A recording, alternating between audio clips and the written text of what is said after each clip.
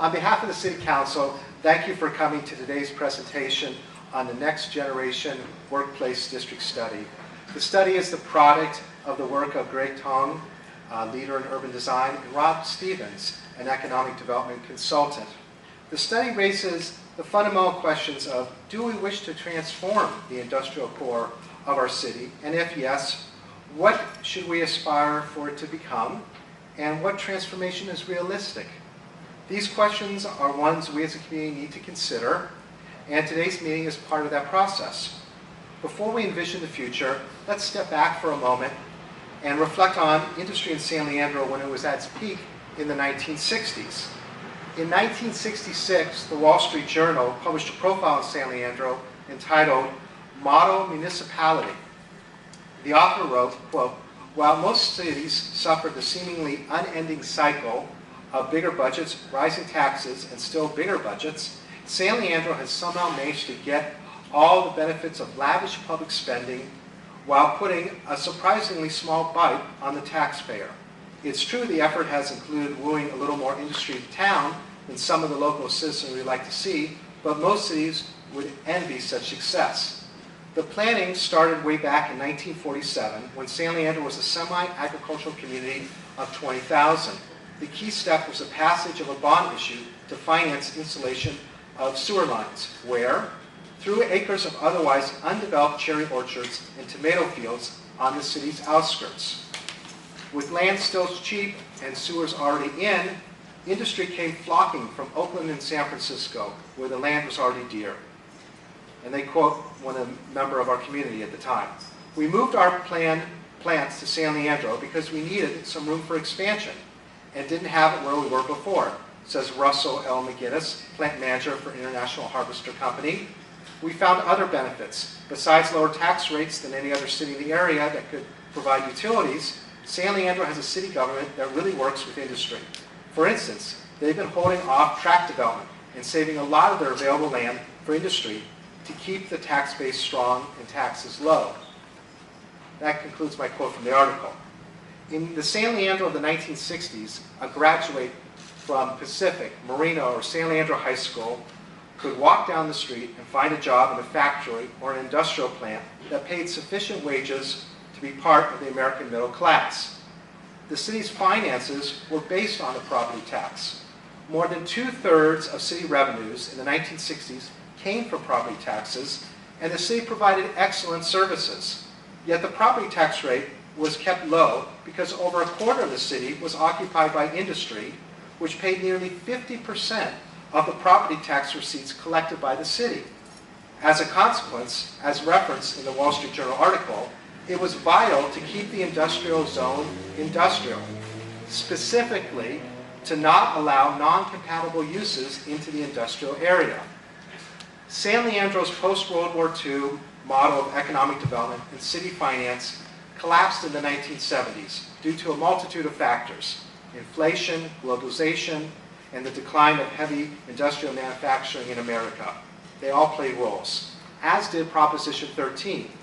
The initiative overnight cut property taxes by 60% and gave Sacramento, not cities and school districts, effective control over the distribution of property tax revenues in California. Today, the city would be bankrupt if it relied on property taxes. Less than a quarter of our general fund revenue comes from property tax receipts.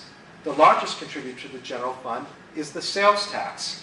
This is why, without actually enacting a new land use policy for our industrial zone, the wall between the residential and commercial ring of San Leandro and our inner industrial core began to be chipped away.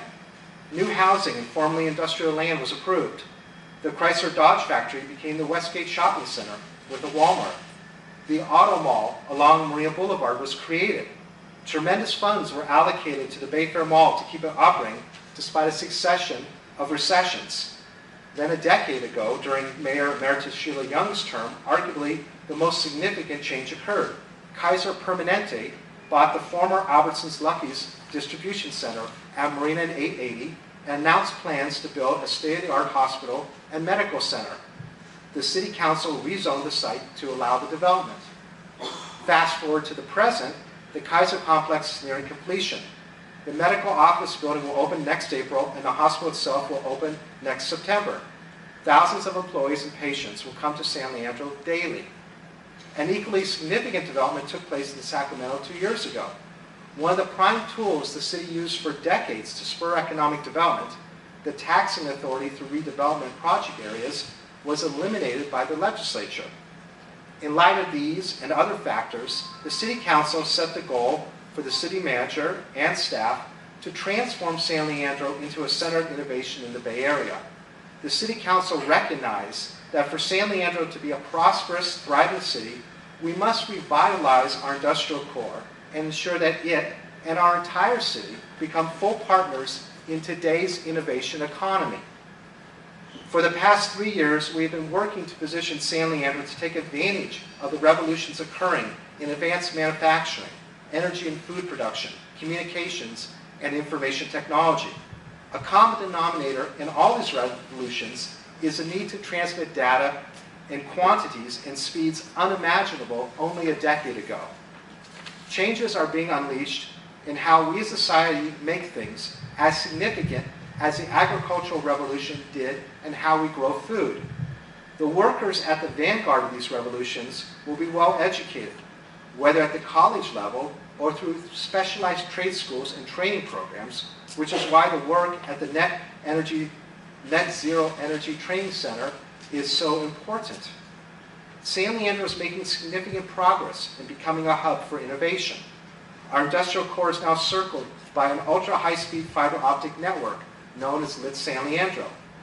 This is as important to today's manufacturers and startup companies as were sewer lines to heavy industry in San Leandro after World War II.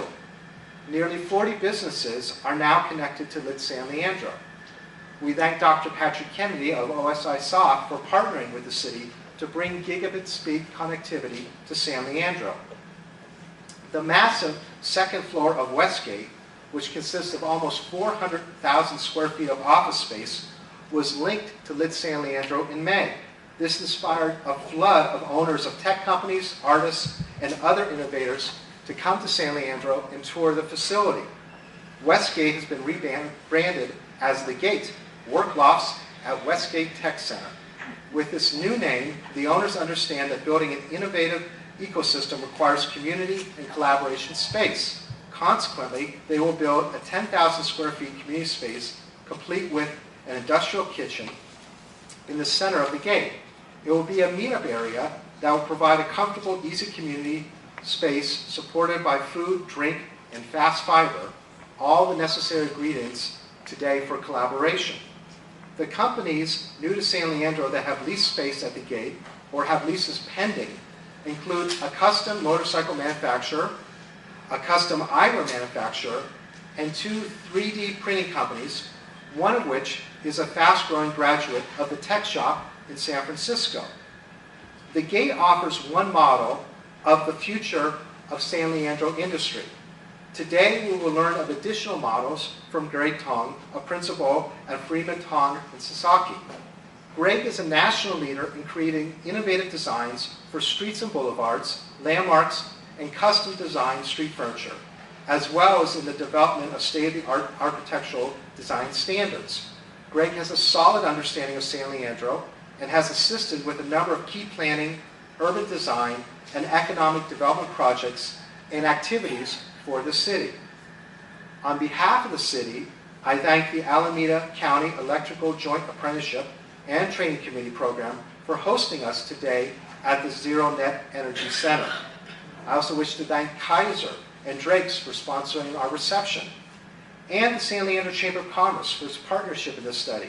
We thank the Chamber leaders, Dave Johnson, Dave Groden, Gay Quinn, and Cece Adams, and others for their presence today. I also wish to acknowledge our City Manager, Chris Zapata, Community Development Director, Cynthia Vandenberg, Chief Innovation Officer, Debbie Acosta, and our staff within our Community Development Department for organizing today's program and spearheading our economic development efforts. Finally, I'd like to introduce 2 people that are crucial to our success in our community. My fellow council members, our Vice Mayor, Jim Prola,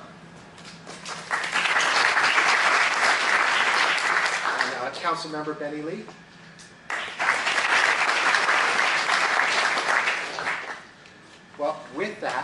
thank you very much for coming today. It's my pleasure to have Greg come forward and give us this presentation.